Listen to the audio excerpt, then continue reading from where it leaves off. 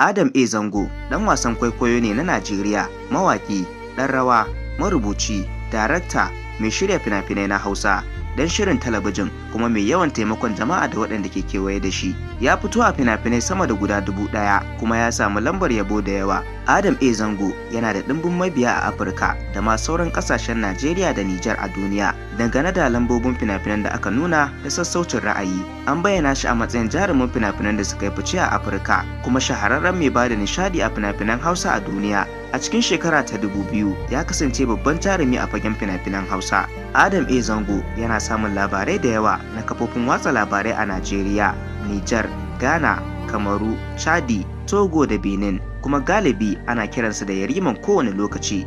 Adam A. Zango shine kadai wanda mutane suka shaida a matsayin wanda ya fi kowa baiwa a Kannywood, kuma ana kiransa babban tauraron Hausa na duniya. Dangane da binciken shahararsa, sama da mutane miliyan 300 ne a duniya suke son Adam A. Zango. Yana ɗaya daga cikin masu nishadantarwa mafi girma a Najeriya, kuma ɗaya daga cikin shahararrun mashahuran mutane a tallan talabijin. Adam A. Zango ya kasance jakadan kamfani na gwamnatoci da ƙungiyoyi masu zaman kansu a ƙasar Najeriya baki ɗaya. Adam Abdullahi Zango an haife shi ne a watan Oktoba na shekara ta 1985 miladiya a ƙaramar hukumar Zangon Katab da ke jihar Kaduna a Najeriya. Sunan mahaifinsa Malam Abdullahi, mahaifiyarsa kuma Hajiya Yalwa Abdullahi. 'Yan ƙabilan harshen Hausa ne kuma mabiya addinin Musulunci.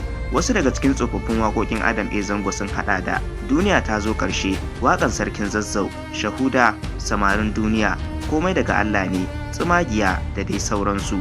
A watan Oktoba na shekara ta 2019, Adam A. Zango ya ba da tallafin kuɗi a matsayin sadaka kusan naira miliyan 47 ga marayu domin su ci gaba da karatu. An yi haka ne a fadar Shehu Idris Sarkin Zazzau.